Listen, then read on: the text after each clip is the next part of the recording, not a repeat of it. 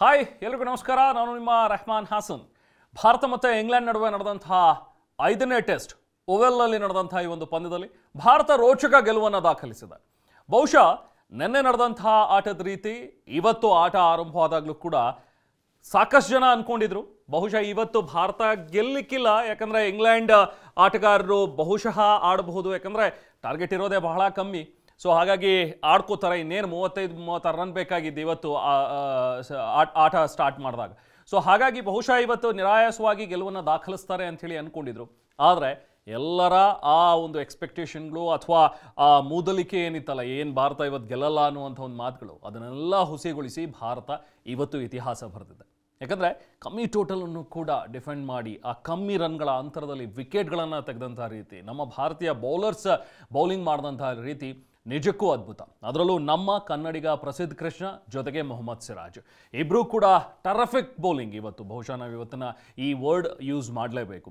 ಎಲ್ಲೋ ಒಂದು ಕಡೆ ಸಿರಾಜ್ ಒಂದು ಕ್ಯಾಚ್ ಡ್ರಾಪ್ ಮಾಡಿದಾಗ ಬಹುಶಃ ಈ ಮ್ಯಾಚ್ನ ವಿಲನ್ ಆಗಬಹುದೇನೋ, ಗೆಲ್ಲೋ ಮ್ಯಾಚ್ನ ಸೋಲೋದಕ್ಕೆ ಕಾರಣ ಆಗಬಹುದೇನೋ ಸಿರಾಜ್ ಅಂಥೇಳಿ ಅಂದ್ಕೊಂಡಿದ್ರು. ಬಟ್ ಕೊನೆ ವಿಕೆಟನ್ನು ಮತ್ತೆ ಸಿರಾಜೇ ತೆಗೆಯೋ ಮೂಲಕ ಈ ಮ್ಯಾಚ್ನ ಹೀರೋ ಅನ್ನಿಸ್ಕೊಂಡ್ರು ಮೊಹಮ್ಮದ್ ಸಿರಾಜ್. ಸೊ ಇವತ್ತಿನ ಒಂದು ಮ್ಯಾಚ್ ಅಂದರೆ ಈ 5 ದಿನಗಳ ಕಾಲ ನಡೆದಂಥ ಟೆಸ್ಟ್ ಕೊನೆಯ ಟೆಸ್ಟ್, ಆ ಮೂಲಕ 2-2ರಿಂದ ಈ ಸೀರೀಸನ್ನು ಡ್ರಾ ಮಾಡ್ಕೊಳ್ತು ಭಾರತ. ಬಹುಶಃ ಇವತ್ತಿನ ಈ 5ನೇ ಟೆಸ್ಟ್ ಸೋತಿದ್ರೆ ನಿರಾಯಾಸವಾಗಿ ಇಂಗ್ಲೆಂಡ್ 3-1ರಿಂದ ಸೀರೀಸನ್ನು ಗೆಲ್ತಾ ಇತ್ತು. ಆದರೆ ಅದು ಹಾಗಾಗಲಿಲ್ಲ, ಯಾಕಂದರೆ ಭಾರತ ಕಮ್ಬ್ಯಾಕ್ ಮಾಡ್ತು.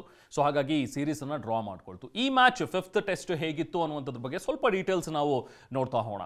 ಮೊದಲು ಟಾಸ್ ಗೆದ್ದಂತಹ ಇಂಗ್ಲೆಂಡ್ ಭಾರತಕ್ಕೆ ಬ್ಯಾಟಿಂಗ್ ಮಾಡೋದಕ್ಕೆ ಆಹ್ವಾನಿಸ್ತು.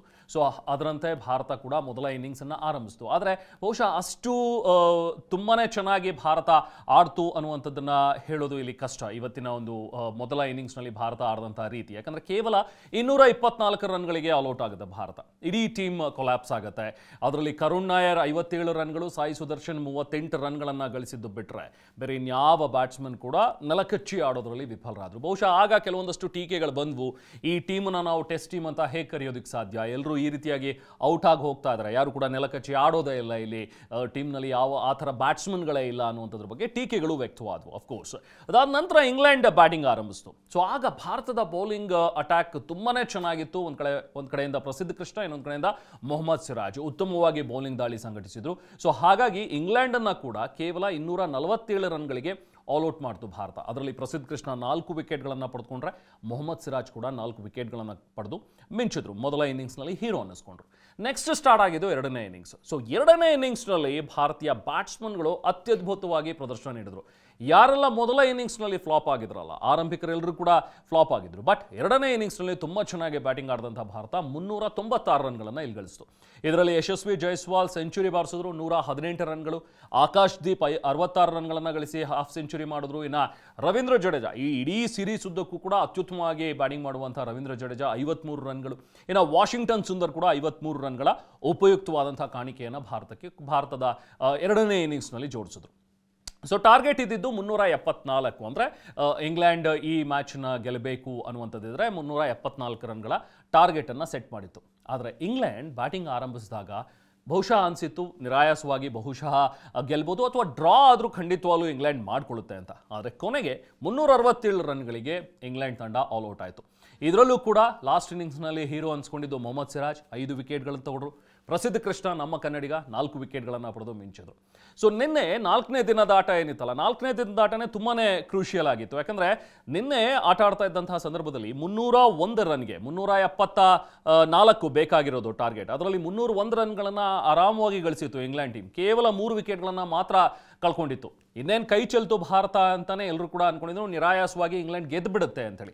ಆದರೆ ಟೀ ಬ್ರೇಕ್ ಆದ ನಂತರ ಏನು ಚೇಂಜ್ ಆಯಿತು ಭಾರತದ ಬೌಲಿಂಗ್ ಅಟ್ಯಾಕ್ನಲ್ಲಿ ಅಂತ ಹೇಳಿದ್ರೆ, 337 ರನ್ ಆಗುವಷ್ಟರಲ್ಲಿ 6 ವಿಕೆಟ್ ಹೋಗಿತ್ತು ಇಂಗ್ಲೆಂಡ್ದು. ಅಂದರೆ 36 ರನ್ಗಳಿಗೆ 3 ವಿಕೆಟ್ಗಳನ್ನು ಇಂಗ್ಲೆಂಡ್ ಕಳೆದುಕೊಳ್ತು. ಅಲ್ಲಿ ಕಮ್ಬ್ಯಾಕ್ ಆಗಿದ್ದು ಭಾರತೀಯ ಬೌಲರ್ಗಳದ್ದು. ಅಲ್ಲಿ ಮತ್ತೆ ಆಸೆ ಚಿಗುರ್ತು, ಬಹುಶಃ ಭಾರತ ಗೆಲ್ಲಬಹುದು, ಆ ಒಂದು ಗೆಲ್ಲೋ ಚಾನ್ಸಸ್ ಇದೆ ಅಂಥೇಳಿ. ಬಟ್ ಆಗ ಮೊಹಮ್ಮದ್ ಸಿರಾಜ್ ಒಂದು ಕ್ಯಾಚ್ ಡ್ರಾಪ್ ಮಾಡ್ತಾರೆ ಬ್ರೂಕ್ ಅವ್ರದ್ದು. ಸೊ ಇದು ಬಹುಶಃ ಕಾಸ್ಟ್ಲಿ ಆಗುತ್ತೆ, ಖಂಡಿತವಾಗ್ಲೂ ಇಂಡಿಯಾ ಸೋಲಿಗೆ ಇದೇ ಕಾರಣ ಆಗುತ್ತೆ ಅಂತ ಎಲ್ಲರೂ ಕೂಡ ಎಣಿಸಿದ್ರು, ಎಲ್ಲರೂ ಲೆಕ್ಕಾಚಾರ ಹಾಕ್ತಾ ಇದ್ರು. ಅದಾದ ನಂತರ ಮಳೆ ಬಂತು, ನೆನ್ನೆ ದಿನದ ಆಟವನ್ನು ಸಸ್ಪೆಂಡ್ ಮಾಡಿದ್ರು. ಕೊನೆಯ ದಿನ ಅಂದರೆ ಇವತ್ತು ನಡಿಬೇಕಾಗಿದ್ದಂಥ ಒಂದು ಮ್ಯಾಚ್ ಏನಿದೆ ಸ್ಟಾರ್ಟ್ ಆದಾಗ 35 ರನ್ ಬೇಕಿತ್ತು ಅಷ್ಟೇ ಇಂಗ್ಲೆಂಡಿಗೆ. 35 ರನ್ ಇಂಗ್ಲೆಂಡಿಗೆ ಬೇಕಿತ್ತು ಗೆಲ್ಲೋದಕ್ಕೆ, ಭಾರತ ಗೆಲ್ಲೋದಕ್ಕೆ 4 ವಿಕೆಟ್ಗಳನ್ನ ತಗೋಬೇಕಿತ್ತು. ಸೊ 35 ರನ್ಸಲ್ಲಿ 4 ವಿಕೆಟನ್ನು ತೆಗೆಯೋದು ಅಂತ ಹೇಳಿದ್ರೆ ಸ್ವಲ್ಪ ಕಷ್ಟ ಸಾಧ್ಯನೇ, ಅದರಲ್ಲೂ ಟೆಸ್ಟ್ ಆಟದಲ್ಲಿ. ಸೊ ಟೆಸ್ಟಲ್ಲಿ 4 ವಿಕೆಟ್ ತೊಗೊಳ್ತಾರೆ ಅನ್ನುವಂಥದ್ದನ್ನು ಯಾರು ತುಂಬಾ ಎಕ್ಸಾಜುರೇಟ್ ಮಾಡಬೇಕಾಗುತ್ತೆ, ಆಗುತ್ತೆ ಅನ್ನುವಂಥದ್ದನ್ನು ಹೇಳಿದ್ರೆ. ಆದರೆ ನಮ್ಮ ಭಾರತೀಯ ಬೌಲರ್ಸ್ ಅದನ್ನು ಇವತ್ತು ಮಾಡಿ ತೋರಿಸಿದ್ದಾರೆ. ಆಲ್ಮೋಸ್ಟ್ ಕಷ್ಟ ಆಗಿದ್ದಂತಹ ಈ ಸಿಚುವೇಷನ್ನಲ್ಲಿ ಪ್ರಸಿದ್ಧ ಕೃಷ್ಣ ಒನ್ಸ್ ಅಗೇನ್ ಮತ್ತು ಮೊಹಮ್ಮದ್ ಸಿರಾಜ್ ಕಮಾಲ್ ಮಾಡಿದ್ರು ಇವತ್ತು ಕೂಡ ಬೌಲಿಂಗ್ ಅಟ್ಯಾಕ್ನಲ್ಲಿ. ಕೊನೆಗೆ ಸಿರಾಜ್ ಗೆಲುವಿನ ಹೀರೋ ಅನ್ನಿಸ್ಕೊಂಡ್ರು. 2 ಇನ್ನಿಂಗ್ಸ್ನಲ್ಲಿ ಒಟ್ಟು 9 ವಿಕೆಟ್ಗಳನ್ನು ಪಡೆದುಕೊಂಡ್ರು ಮೊಹಮ್ಮದ್ ಸಿರಾಜ್. ಹಾಗೆ ಕನ್ನಡಿಗ ಪ್ರಸಿದ್ಧ ಕೃಷ್ಣ ಕೂಡ ಗೆಲುವಿನ ರೂವಾರಿ ಅನ್ನಿಸ್ಕೊಂಡ್ರು. 2 ಇನ್ನಿಂಗ್ಸ್ನಲ್ಲಿ 8 ವಿಕೆಟ್ಗಳು, ಮೊದಲ ಇನ್ನಿಂಗ್ಸ್ 4, ಎರಡನೇ ಇನ್ನಿಂಗ್ಸ್ನಲ್ಲೂ ಕೂಡ 4 ವಿಕೆಟ್ ಪಡೆದು ಯಶಸ್ವಿ ಕಾಣಿಸ್ಕೊಂಡ್ರು. ಇನ್ನು ಈ ಇಡೀ ಸೀರೀಸ್ನಲ್ಲಿ ನಾವು ಗಮನ ಹರಿಸಬೇಕು ಅಂತ ಹೇಳಿದ್ರೆ ನಮ್ಮ ಬ್ಯಾಟಿಂಗ್ನಲ್ಲಿ ಪ್ರಮುಖವಾಗಿ ಯಶಸ್ವಿ ಜೈಸ್ವಾಲ್, ಸಾಯಿ ಸುದರ್ಶನ್, ಶುಭ್ಮನ್ ಗಿಲ್ ಜೊತೆಗೆ ವಾಷಿಂಗ್ಟನ್ ಸುಂದರ್ ಆಡಿದಂತಹ ರೀತಿ, ಆ್ಯಂಡ್ ಅಫ್ಕೋರ್ಸ್ ಪಂತ್ ಆಡಿದಂತಹ ರೀತಿ 2 ಸೆಂಚುರಿಗಳು ಈ ಇಡೀ ಸೀರೀಸ್ನಲ್ಲಿ. ಬಟ್ ಬ್ಯಾಡ್ ಲಕ್ ಇಂಜುರಿ ಆಯಿತು ಮತ್ತು ಪಂತ್ಗೆ.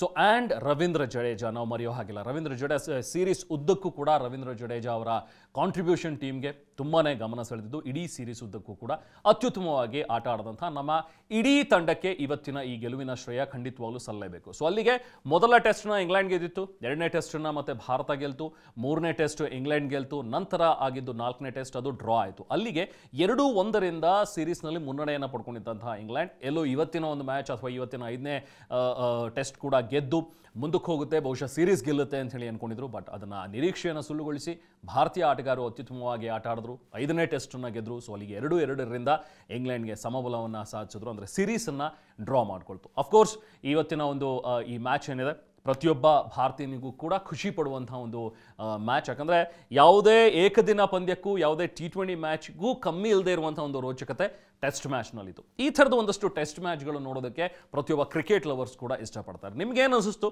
ಇವತ್ತಿನ ಒಂದು ವಿನ್ನಿಂಗ್ ಜೊತೆಗೆ ಭಾರತ ತಂಡ ಆಡಿದಂಥ ರೀತಿ? ಸೊ ಅದ್ರ ಬಗ್ಗೆ ನೀವು ಕೂಡ ನಮಗೆ ಕಮೆಂಟ್ ಮಾಡಿ ತಿಳಿಸ್ಬೋದು. This is Rehman signing off. Bye.